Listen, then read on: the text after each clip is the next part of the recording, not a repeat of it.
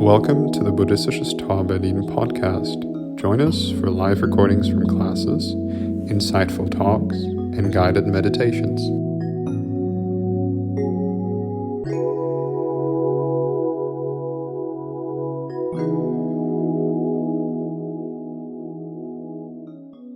Okay, so I think for a few of you it's the first of the Thursday nights that you've been to. So I'll just give a quick summary of what we've been exploring, and then we'll come to tonight's topic. So we started off 4 weeks ago with a saying from the Zen tradition, and that saying is, see if I can remember it now after 4 weeks, a special transmission outside the scriptures, no dependence on words, direct pointing to the mind, seeing into one's own true nature, realizing Buddhahood. So we've already done the first 3 lines. Special transmission outside the scriptures, no dependence on words, direct pointing to the mind. So tonight we come to the final verse, so seeing into one's own true nature and realizing Buddhahood. I think, as is often the case, I think in previous weeks it's been exactly the same. Each line of the verse gives us a question, or throws up questions. So in this case, what is one's own true nature? If we're seeing into one's own true nature, what is our own true nature? And if the verse is telling us about realizing Buddhahood, well, what is Buddhahood? So that is the territory we are trying to explore this evening. So what is our own true nature? And what is Buddhahood? In terms of the first question, so what is our own true nature? You could say the whole of Buddhism is trying to address that. The whole of Buddhism is trying to allow us, give us a vehicle to explore what we really are. Definitely we're not what we think we are. So Buddhism is giving us tools to explore, like, what are we really? I'm sure that question has occurred to all of you. It's like, what am I? Who am I really? So what is our own true nature? Buddhism's trying to help us to explore that. And there are many ways it does that, many kind of doorways into that question. One of the most common, perhaps, or one of the ones you'll definitely heard of, is impermanence. So classic Buddhist teaching is impermanence. Sangharakshita once said, Sangharakshita is the founder of our order and tradition. He said, if you could put Buddhism into one word, impermanence, that would capture the whole of the teaching. The problem can be that sometimes when we read about or hear about impermanence as a teaching, it can sometimes be a little bit cold. All things are impermanent, nothing lasts, great. And it can be a bit of a downer. Not necessarily, but it can come across like that. So I think we need to be careful with exploring this territory and exploring impermanence. So I wanted to read you a poem. It's quite a long poem, actually, I realised when I read it out earlier to myself. And this is by Kukai, the 9th century Japanese monk, from his major works. And he's talking about impermanence, but I think it's the opposite of what I described before. Rather than being kind of a bit cold, there's something, I think, particularly special about the poem. So just sit and enjoy the poem, and I'll read the whole thing. And then I'll talk about different aspects of it.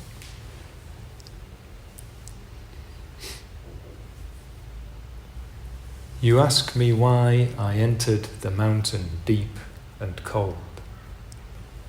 Awesome, surrounded by steep peaks and grotesque rocks.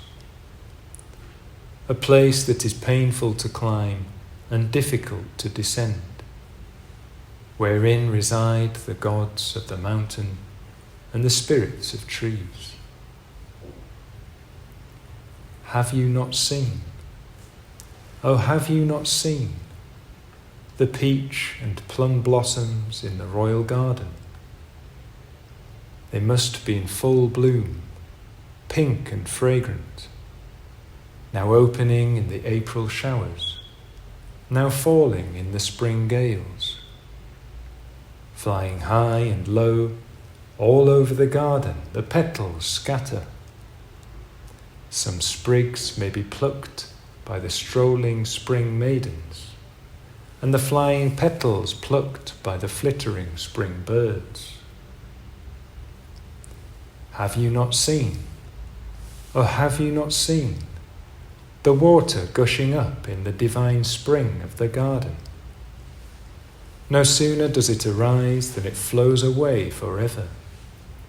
Thousands of shining lines flow as they come forth, flowing, flowing, flowing into an unfathomable abyss. Turning, whirling again, they flow on forever, and no one knows where they will stop. Have you not seen? Oh, have you not seen that billions have lived in China, in Japan? None have been immortal from time immemorial. Ancient sage kings or tyrants, good subjects or bad, fair ladies or homely, who could enjoy eternal youth? Noble men and lowly alike, without exception, die away. They have all died, reduced to dust and ashes. The singing halls and dancing stages have become the abode of foxes. Transient as dreams, bubbles or lightning, all are perpetual travellers. Have you not seen? Oh, have you not seen? This has been a person's fate. How can you alone live forever? Thinking of this, my heart always feels torn.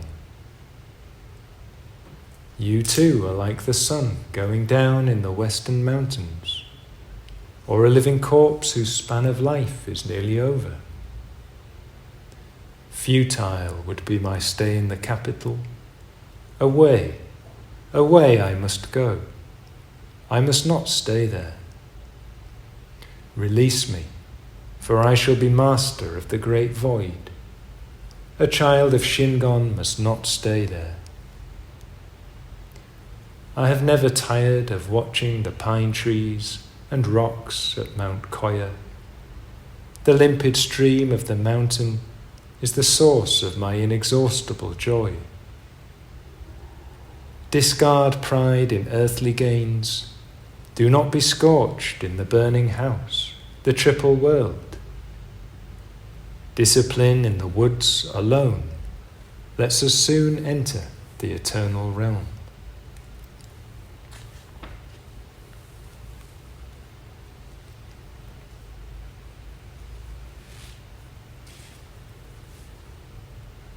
Okay, so that is Kukai's poem. Like I said, a poem on impermanence, but not cold, I don't think anyway, despite his beginning reference to a cold mountain. So I want to explore the poem a little bit and talk about how the themes in the poem relate to meditation and our practice of meditation. So Kukai says at the beginning, this is known as a letter to a nobleman in Kyoto. So he's writing a poem, but it's kind of a letter. And it's as if he's responding. So he's been asked, why do you go up to the cold mountain? Why do you surround yourself with these steep peaks and rocks and live in a place that's hard to get to and hard to come down from? And Kukai did live in the mountains, so he spent a lot of time in nature, had this monastic settlement in Mount Koya. So he literally did live in that kind of environment. I think we can also take this more metaphorically, so this dwelling in a place that is hard to get to, dwelling in a place that's deep and cold. We could take this, I think, as a metaphor for our own exploration of our own true nature, what we really are. We can take it as a metaphor for that, the kind of mountains of the mind, or the depths of the mind. So in previous weeks we've been talking in those terms, and I think it was last week we were using the metaphor of an underworld. So going into a kind of underworld, a journey into the underworld. That was in relation to emotional experience. So I was talking last week about how we're very emotional creatures. I certainly am, I'm guessing you are too. We're driven by our emotions. Sometimes they pop out unexpectedly, but always there's this kind of emotional current. But often we're somewhat removed from that, if you like, a bit higher up in thought, in thinking. The emotions which we associate with the heart are a bit less easy to access. So it's like we have this underground, undercurrent, underworld to our experience. So Buddhism encourages us to go into that underworld, go into that territory, and discover, like, what are we underneath, what we think we are. So here I think we've got another metaphor for that. So going into the solitary mountain, where people don't really go. I think we've got another metaphor here for the territory that we're trying to explore through Buddhism. But he's been asked, the question he's responding to is, well, why do you go there? And when we put it like that, this kind of underworld journey, sounds a bit edgy, doesn't it? A bit like the danger of going up to the top of a mountain, going down into the underworld, to the unknown. Why would people do that? Why would Kukai do that? So his poem is a response to that question. I know why I do that, because I, in a way, don't feel like I've got a choice. I know there's more to life. I've had that intuition that there's definitely more to life that I don't see. And I find that annoying, frustrating. I want to really see. So without going into my whole life story, that's been a compulsion for me to discover, to find out what I'm not seeing, what I'm missing. What I'm missing by being in a kind of thought worlds.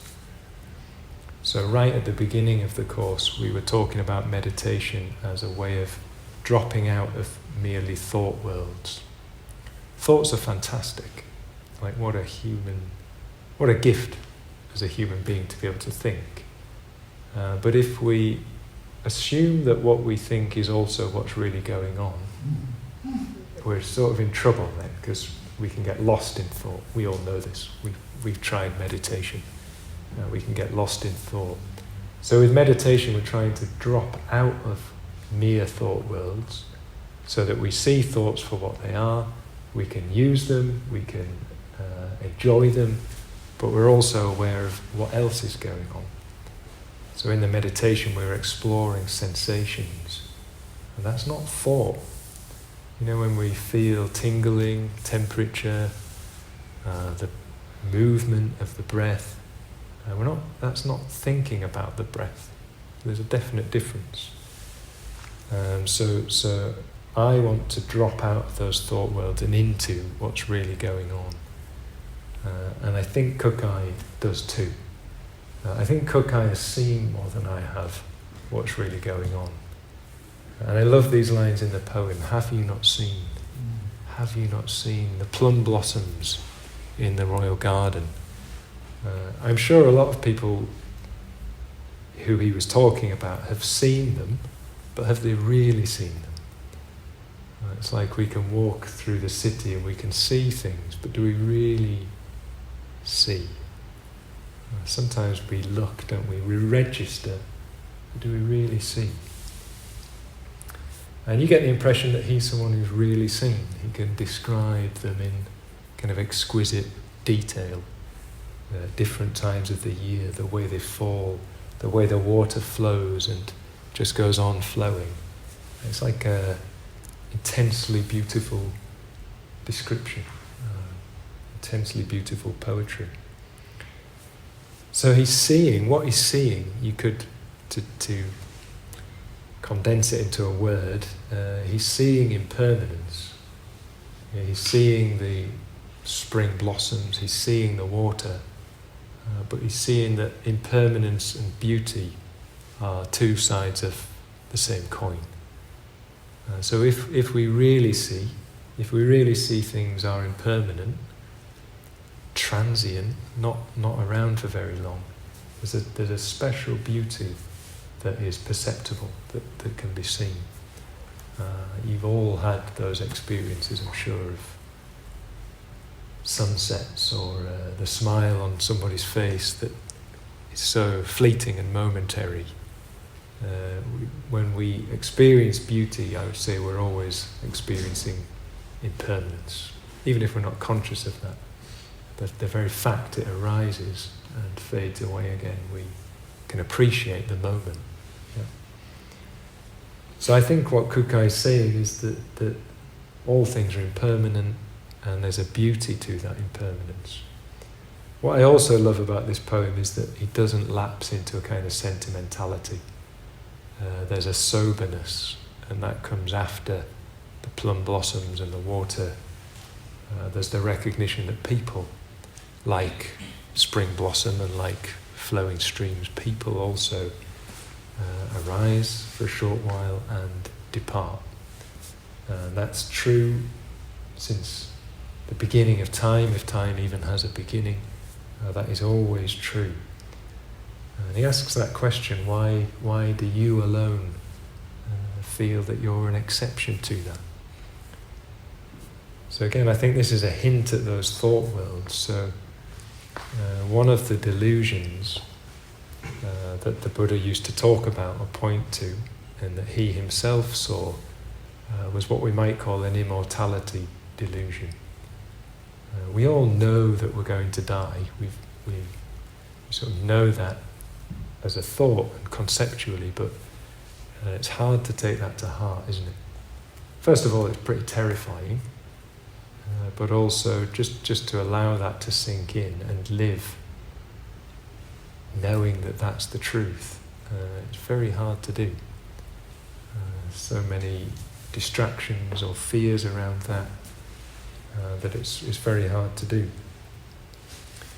So I think Kukai is giving a kind of wake up, encouraging us to wake up to that truth and see that there's a beauty to that too. So people are transient like dreams, bubbles, lightning. So he's using images again.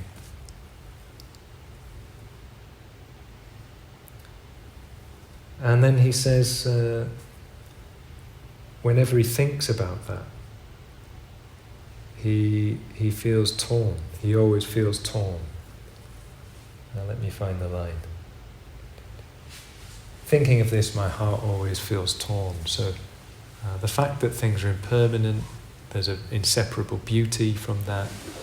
People too are impermanent. He is impermanent. He must withdraw. He must go back up to the mountain and not stay within the grounds of the palace or live like fully in the world and in the thought worlds. He always feels torn. So I like that. There's this kind of holding of opposites, holding of some kind of ambiguity or contradiction.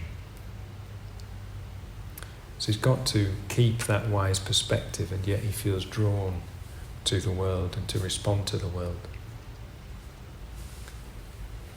But he says through doing that, he experiences an inexhaustible joy. So the inexhaustible joy of the stream in the mountain, and the rocks, the pine trees.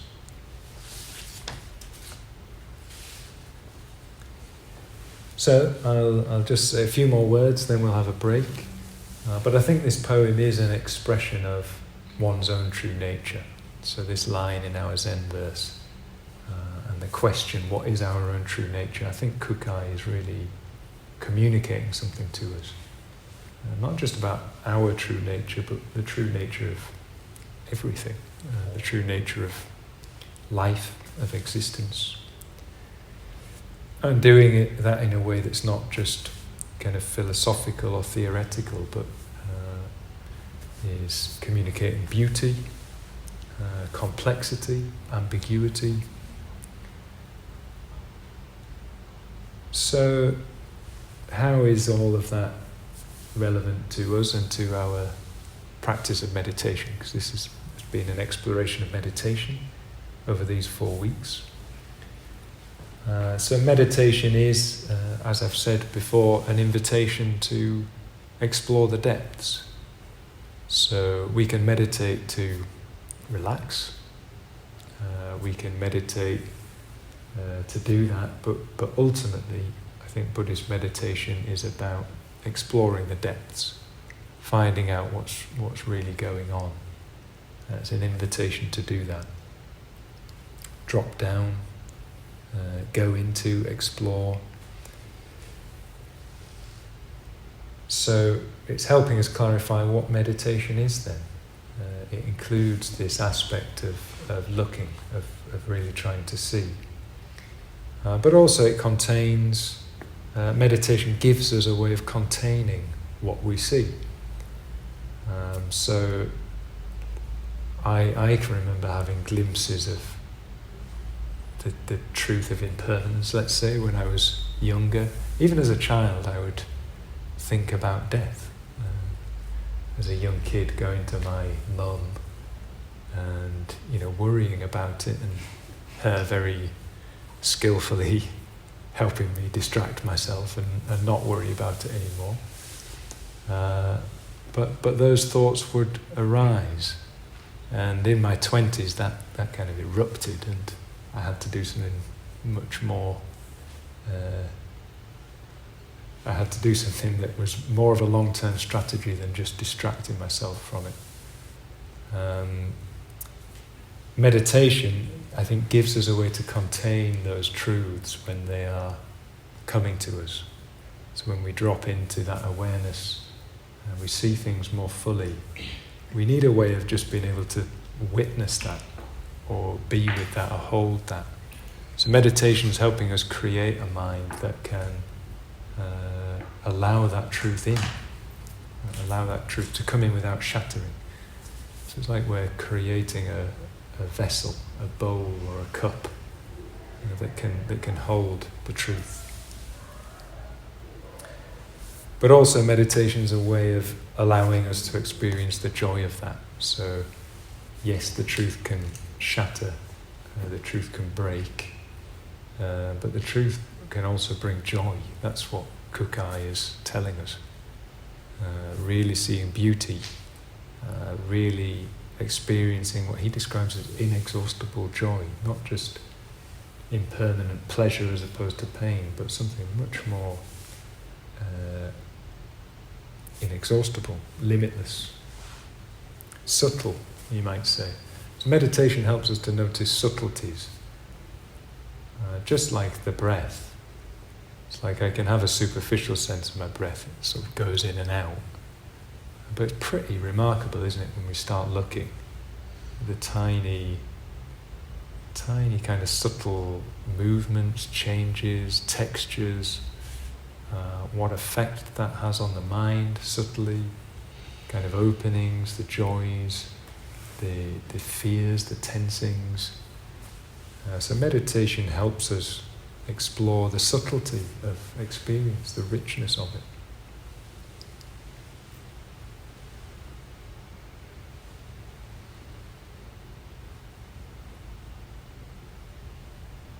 Okay, I think that's all I'll say. I hope you have found the poem a useful way of exploring that theme. I appreciate for a lot of you this is like jumping in at the end, but this is timeless kind of poetry and material, I think, and hopefully it's communicated something of what Buddhism is about and how meditation sits within Buddhism.